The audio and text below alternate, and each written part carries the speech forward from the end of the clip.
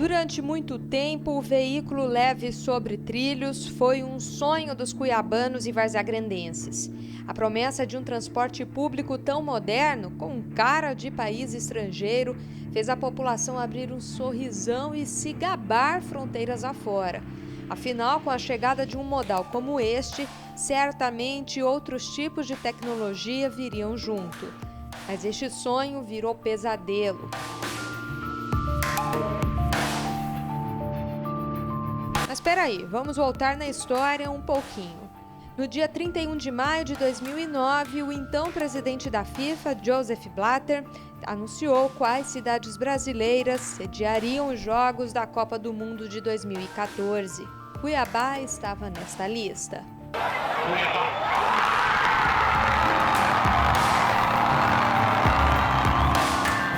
A partir de então, estes municípios todos deveriam fazer as adequações necessárias para receber a multidão de torcedores que entrariam no país para acompanhar as partidas de futebol. Foi quando começou uma verdadeira saga em Mato Grosso. O governo do estado precisava decidir qual o melhor meio de locomoção para toda essa gente que estaria aqui. Ainda em 2009, o escolhido pelo então governador Blairo Maggi foi o BRT, o Bus Rapid Transit, que são os ônibus de trânsito rápido, devido aos custos e benefícios para a região metropolitana. 2 anos mais tarde, no entanto, logo após Silval Barbosa assumir o posto mais alto do estado, ele mudou os planos e determinou pela construção do VLT, o veículo leve sobre trilhos. O governo do estado celebrou um contrato de 2012 com o consórcio VLT, que nada mais é que uma associação das empresas CR Almeida, CAF Brasil, Santa Bárbara, Magna e Astep, especializadas na prestação de serviços técnicos de engenharia, arquitetura e sistemas ferroviários para a elaboração dos projetos básicos, executivos e as-built. O documento é firmado em modelo de RDC, isto é, Regime Diferenciado de Contratação. Geralmente, nesse tipo de contratação, está incluído o projeto, está incluído a técnica que vai ser utilizada para que se resolva aquela questão que está sendo contratada e cabe ao ente comprador, que no caso seria o Estado, né, de que ele fizesse única e exclusivamente nos modelos de pagamento que foram estabelecidos pelo contrato, fazer o pagamento. O investimento inicial era de 1 bilhão e 200 milhões de reais. Depois, saltou para 1 bilhão e 400 milhões. Cerca de 700 milhões de reais a mais do que o estimado com o BRT. Tratava-se naquele momento da terceira obra mais cara de infraestrutura para o evento no Brasil. Mas para deixar bem esclarecido, o panorama financeiro atualmente é o seguinte. O consórcio recebeu até setembro de 2014 1 bilhão e 66 milhões de reais, o que corresponde a 72% do valor global. 488 milhões foram para a aquisição dos trens, 21 milhões para projetos básicos e executivos, 168 milhões para aquisição e instalação dos equipamentos, softwares e sistemas, e 389 milhões para a execução das obras físicas de engenharia.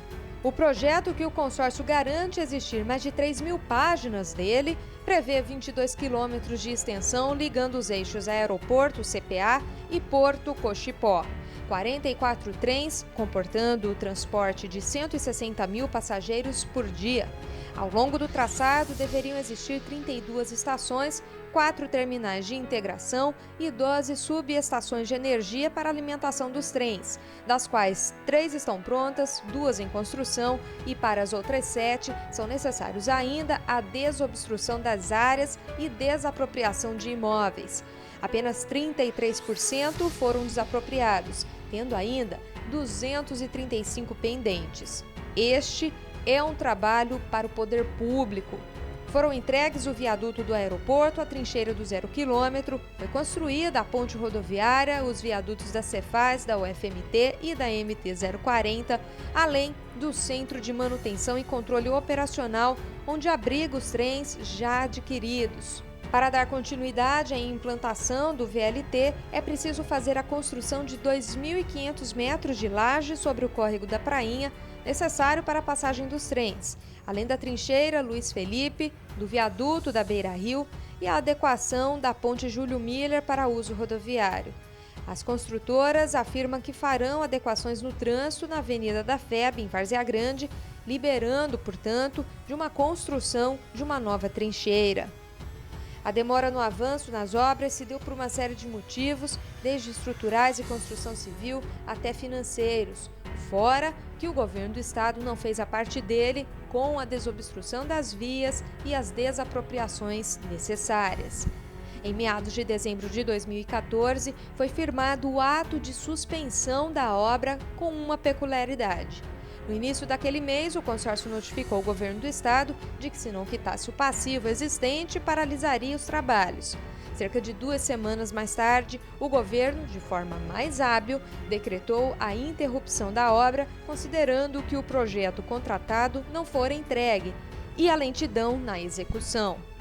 Ainda em 2014, Pedro Tax, então candidato a governador, que se consagrou eleito, prometeu concluir o veículo leve sobre trilhos. Tão logo assumiu o cargo, iniciou a negociação com o consórcio para a retomada da construção.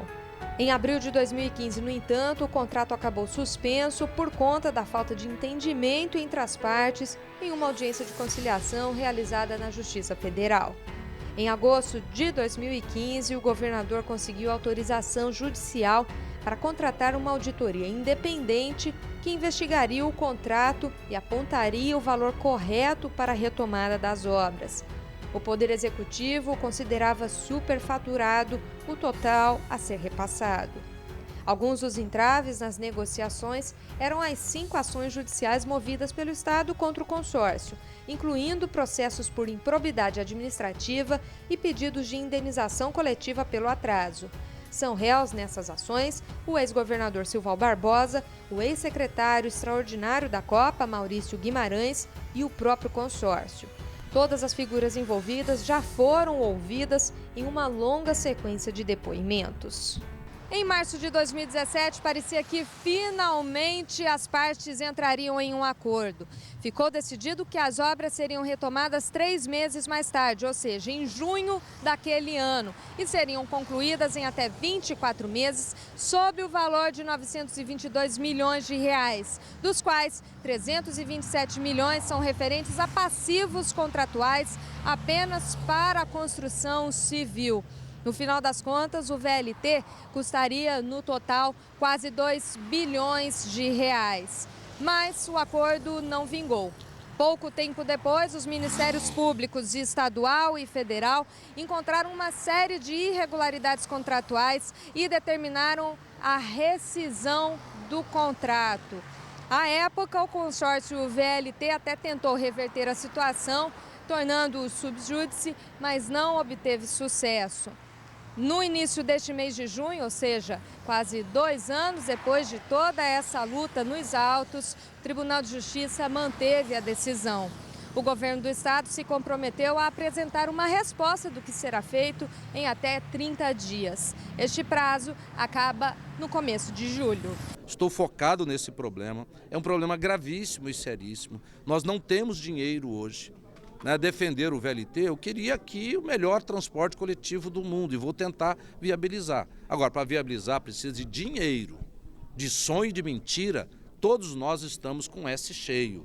Então não adianta mentir para a população, não adianta jogar para a galera. Esse tipo de político que só fala, e que não faz, está aí os resultados, as consequências disso para todos nós. Então, eu estou trabalhando para viabilizar, estou trabalhando alternativas e, ao final, eu espero ter algo concreto para ser apresentado para a sociedade. Continuo sendo a favor. Como deputado, eu fui presidente da comissão, certo, que pela retomada e conclusão das obras do VLT, continuo sendo a favor.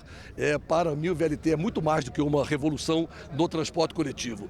Ele é a mudança do conceito de mobilidade urbana, de desenvolvimento econômico, de sustentabilidade, de energia limpa e de valorização do centro histórico e de respeito, comodidade e humanização à população. O governo estadual ou o governo federal, se quiserem fazer obra em Cuiabá, é muito bem-vinda, mas que passe pelo crivo, pela análise técnica e pela autorização da Prefeitura Municipal de Cuiabá. Então, o primeiro passo é ouvir Cuiabá e ouvir a Prefeitura de Cuiabá, ouvir a Prefeitura de Várzea Grande e, no meu caso, no caso de Cuiabá, nós precisamos participar e autorizar, participar de toda a decisão e autorizar os projetos que eventualmente precisam ser feitos.